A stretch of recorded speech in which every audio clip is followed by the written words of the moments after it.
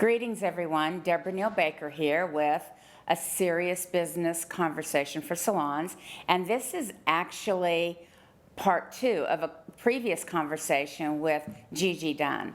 And I'm not going to go into a lot of detail about Gigi because what I'm going to encourage everyone to do is go ahead and listen to this one if you're here. We appreciate that. And then if you haven't listened to the first part with Gigi, go back and listen to that just for some more context and content. So, this is what I want to say about Gigi, is that she spent 20 years as an anesthesiologist, and I think that from being with her, what got her on this other path of really focusing on well-being, every domain of well-being, was the fact that she spent this intense time in the OR with doctors and nurses and really had her own personal experience of the stress that they were enduring. And I think that probably had as much to do with this path that you're currently on, Gigi. And I also want to share that, here we are, I think it's about the 3rd week into this new wave of the variant.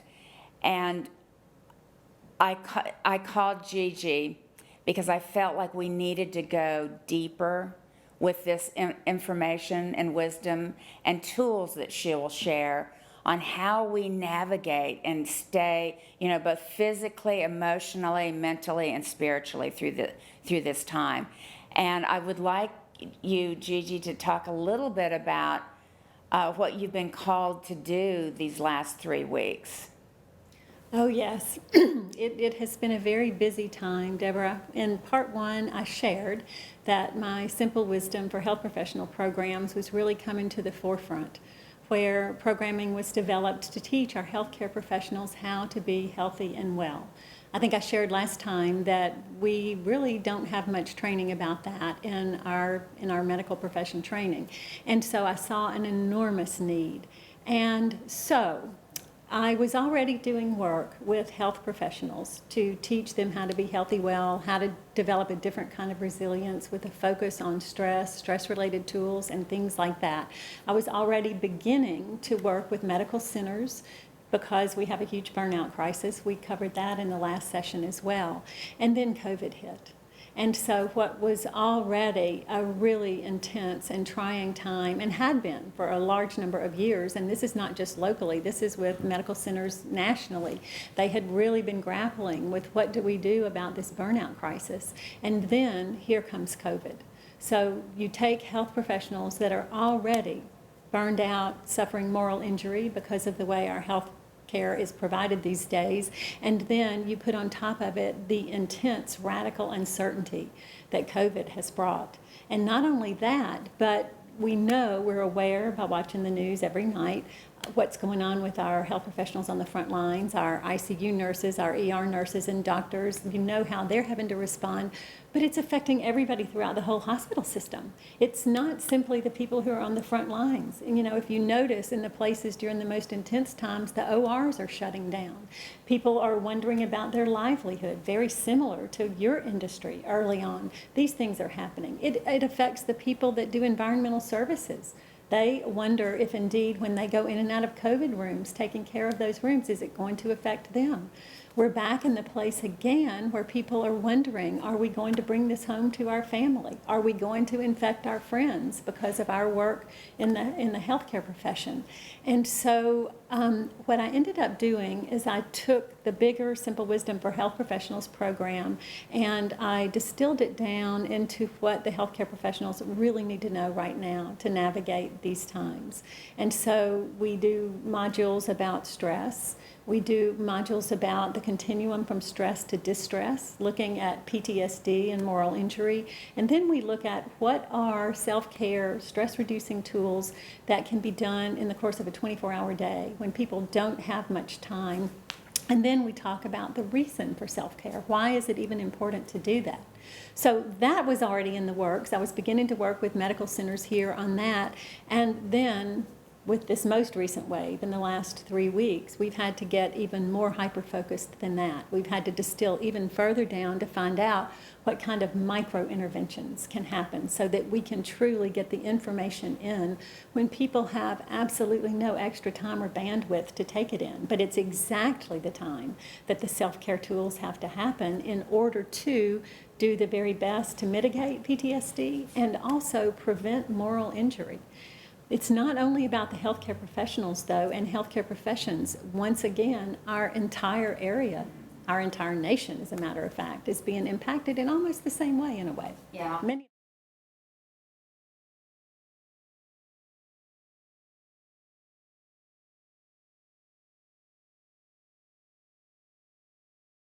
Absolutely.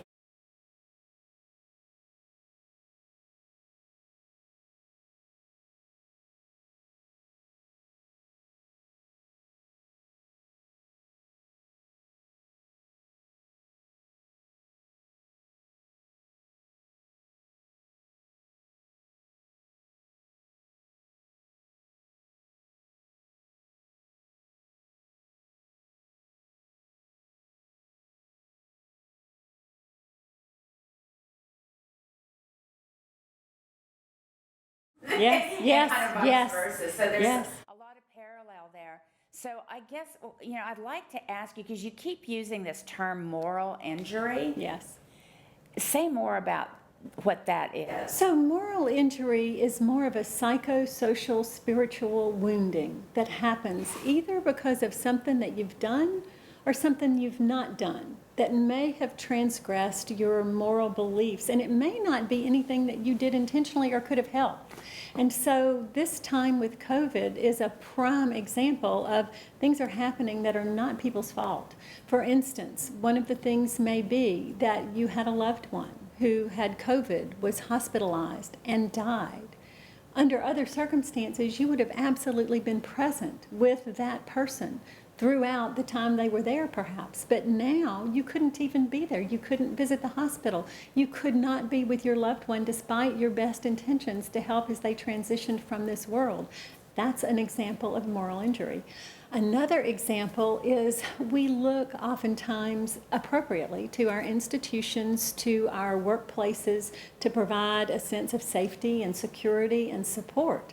So it is certainly not the salon industry's fault that there was a lockdown and that people's employment and stability and finances all got disrupted. People's stress levels went through the roof.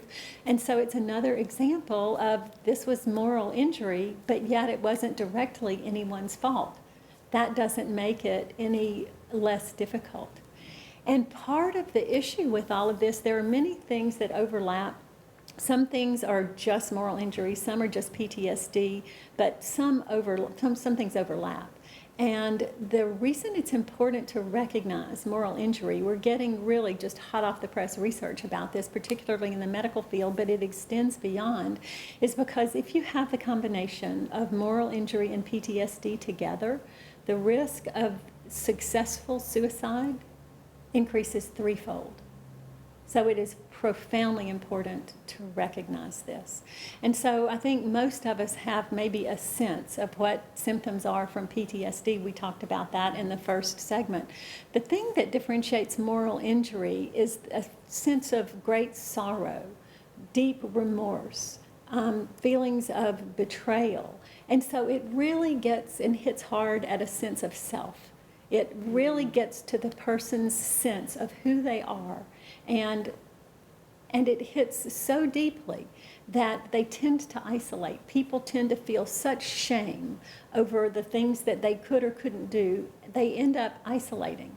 And that predicts recovery from moral injury and PTSD, social connection. And this is going to get back to the point that you made about the parallels between the healthcare industry and the salon industry.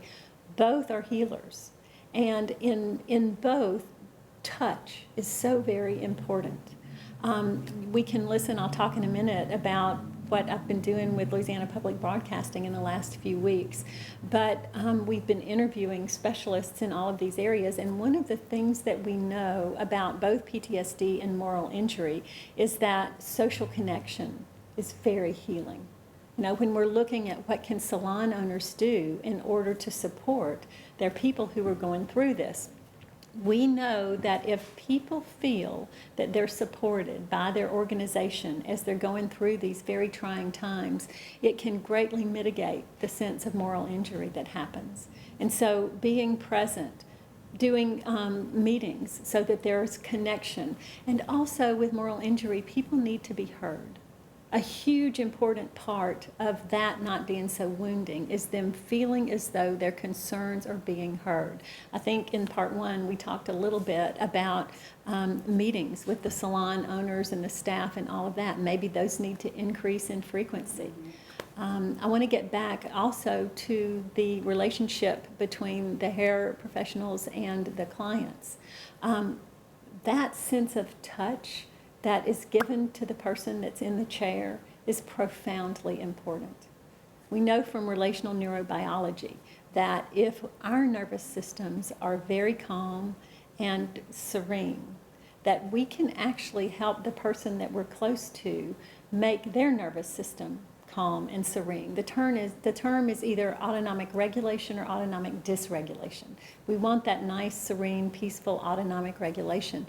And so when the hair professional interacts with the person that's in their chair, if they're coming from a place of autonomic regulation, they can actually help the person that's in the chair literally walk out an hour later and have a much better day because they've helped attune their nervous system. It's also, I think, the idea of making our bodies feel safe. So if we've had PTSD, if we've had moral injury, touch is profoundly important, and the way touch happens is really important. So rather than mindless, going through things like this, it's almost the idea of sacred touch. And I don't mean that in a way that's religious. If we think about sacred as setting time apart for something that's special or something transcendent, that's something very mindful, that level of touch can be so healing to people. But in order to do that, it means that we have to be in touch with our own emotions, our own trauma, our own self-care to offer that. Yes, I think, of course, we have a great deal of our salons as part of their guest ritual. They do the shoulder and neck massage. And I was just thinking, and the impact, the positive impact of that. And also would love for you to say a little bit more about what state and how does the beauty professional sustain that state, or if they get out of it, how they could quickly reset. Yes. So I'm going to do a tiny bit of review from last time. So there's a lot more on this in part one, but when we are in times like this, whether we've had trauma in our lives or not, and almost everybody, by the way, has had some form of trauma, our nervous system stays in fight or flight, or the other side to it is freeze or collapse. So you kind of have an idea of what fight or flight is. This is when people almost have too much emotion. The other side to it is that blank stare, that mask. This is the freeze or collapse side. But when our nervous system is activated in either way, we're releasing all kinds of stress hormones. Our blood pressure is up, our heart rate is up, our breathing is up. The good news is, physiologically, we can elicit the relaxation response that reverses all of that. And the other good news is, we can do it very readily. If we practice self-care techniques, contemplative practices, and we have sort of wired our nervous system so that when you do a certain practice, it knows immediately, oh, this is what you want me to do. And the relaxation response comes. And so I'll give an example. Breathing. Our breath is something we have with us at all times. When we take a big, deep breath, we're stimulating the sympathetic nervous system, which is our run, fight, or flight. When we exhale, we're stimulating the parasympathetic nervous system. The hairdressing professional can simply turn their attention to their breath. Got to be mindful, but realize you've kind of gotten into a frenzied state. Turn your attention to your breath and make it slower, deeper, quieter, and more regular. And literally 15 to 30 seconds of that, and you can feel a pause, especially if you do some regular breathing practices day in and day out. Your body knows immediately that you want it to calm and relax. So, Well, listening to you, I really want to emphasize and really encourage everyone. I mean, we've been talking, and a lot of people know I've been talking about well-being for, really all of my life.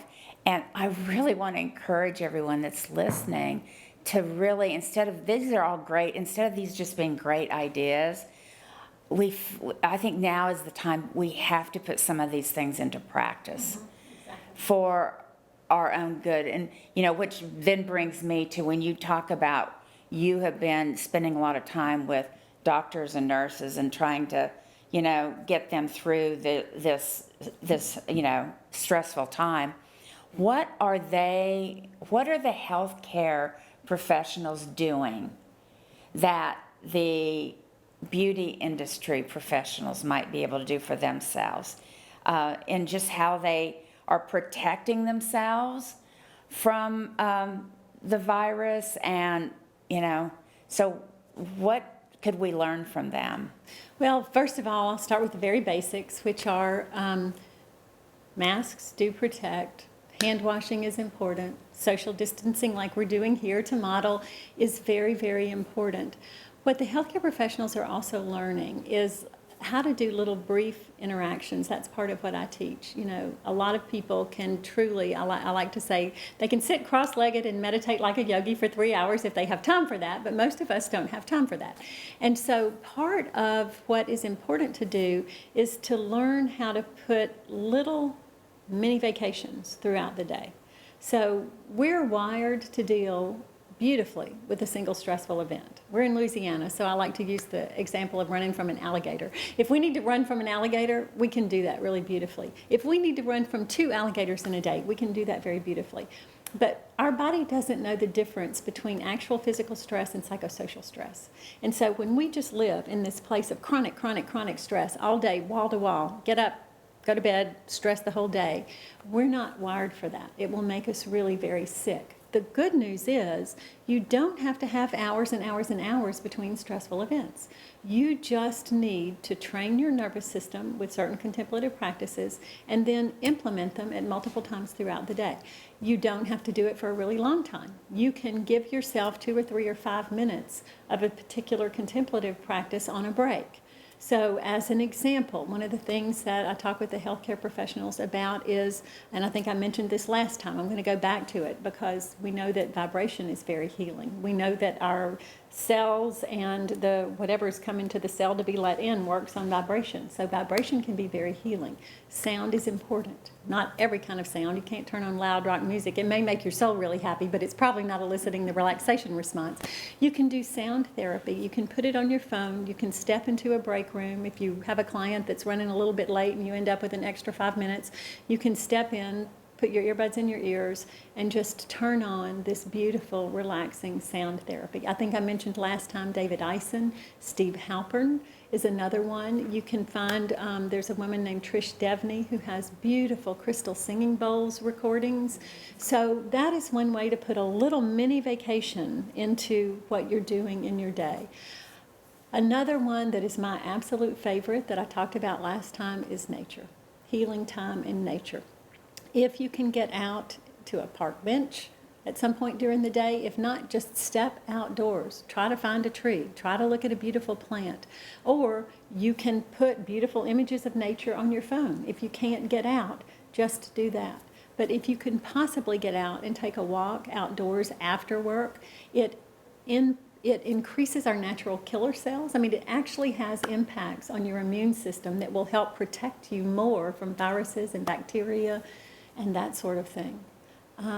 There's all sorts. People have meditation apps all over the place, all forms of meditation. You can do a walking meditation in the middle of, for instance, you're in downtown Hammond, the salon that's there. People could do a walking meditation, walking around the block in the middle of a busy city. You don't have to have a beautiful labyrinth. You don't have to have a gorgeous park. You literally can just do an internal focus. You can put your attention on your breath and on your steps, and you can just do a walking meditation around the block in a busy town. So all of these are ways that will tell your nervous system to calm down. So would you, I mean, I know you can't really put a percent on this, but do you think that there's a high percent of people that will be able to, if they take these tools and they really implement these tools into their day-to-day life, because the majority of us aren't going to go see a therapist. That's right, exactly. But I guess my question is too, when do you know, or you might observe a loved one when you really do need to see a professional? I think some of it is when we see the signs of PTSD. Well, maybe may I share some definitions about trauma here? Absolutely. So some of it is knowing a person's background and maybe what has gone on. I mentioned last time The Wisdom of Trauma, Gabor Mate's documentary, which is just phenomenal. They put out a companion booklet, which is, it looks like this. It's a companion booklet, very short. It is one of the best syntheses about trauma and treatment and all of that I've ever seen anywhere. It's beautiful, it's short, you can read it in 10 minutes likely, maybe 15. But just so that we're all on the same page about what trauma may be, here's the definitions from some of the leading trauma people in the world. This is from Dr. Gabor Mate. Trauma is a psychic wound that hardens you psychologically and then interferes with your ability to grow and develop. It pains you, and now you're acting out of pain. It induces fear, and now you're acting out of fear. Trauma is not, this is so important, trauma is not what happens to you. It's what happens inside of you as a result of what happened to you. Trauma is that scarring that makes you feel less flexible, more rigid, less feeling, and more defended. Gabor Mate. Before I go to the next one, I want to speak to this for a minute. So in answer to your question, if we look at what's going on inside the body, you may find that people are getting way more emotional or not enough emotion for the circumstance. That blank stare, I'm disassociated and I'm just not present, I'm not functioning well. Big outbursts of anger, people increasing substance use or abuse. Actual violence can happen sometimes. And so if the regular stress relieving things aren't helping, then it may be time, and especially if it's ongoing, if over time, it's not a 2 or 3 day period, if this is really something that's repetitive and continuing, then it's probably time to look at something else. It's important to also know that trauma, aside from the obvious physical wounds that may happen at the time from trauma causes physical issues, sometimes 10, 20, 30, 40 years later, when people haven't been able to work through their trauma. There are all sorts of somatic circumstances that happen that sometimes are unexplained. You know, doctors can't figure out what is going on. And these days, we need to know to take a trauma history, because trauma may be underlying a lot of what's going on with things like that. So Bessel van der Kolk says, trauma is an inability to inhabit one's body without being possessed by its defenses and the emotional numbing that shuts down all experience, including pleasure and satisfaction. And then the last is trauma can be anything that happens too much, too fast, too soon, too long, coupled with not enough of what should have happened that was resourcing. That's Resmaa Menakem. So I think these are beautiful, beautiful definitions of trauma. And it's times like these when we have radical uncertainty that when people have had developmental trauma, which is early life trauma, and that doesn't have to mean direct physical or sexual abuse. It can be neglect. It can be difficulty with attachment with your mom in the first 18 months. And so when we have a history like that, times like these can absolutely bring back those things that we thought we had left in the past long ago. Bessel van der Kolk's book is called The Body Keeps the Score, and the body really does. These things stay buried. The beautiful part of this is what we ended on last time, is that we're very resourceful. Our bodies are profoundly resilient. You know, it doesn't mean that most of us have to go and do trauma therapy for an extended period of time. Basic stress relieving self-care practices can have an enormous effect. And if we'll do those things regularly, it will mitigate a huge amount of this damage. Then, if people need to escalate a little bit, it's very important to go to people that do trauma-informed care. I want to say again, I said this last time, I'm going to say it again. Mental health professionals of all types are absolutely wonderful. There's a place for all of that. There is a place for psychopharmacology, but with trauma, your regular means of addressing these things may not be enough. So it's important to find a trauma-informed therapist and go from there. It's different with each community, but it's an important question to ask, truly.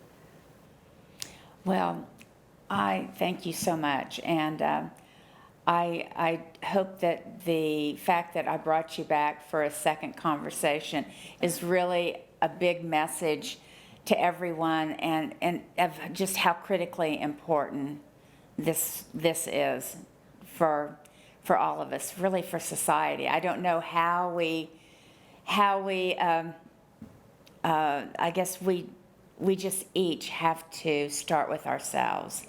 And again, we're in the world of work, and we have businesses, and you know, you hear about the word culture all the time. What's the culture and how?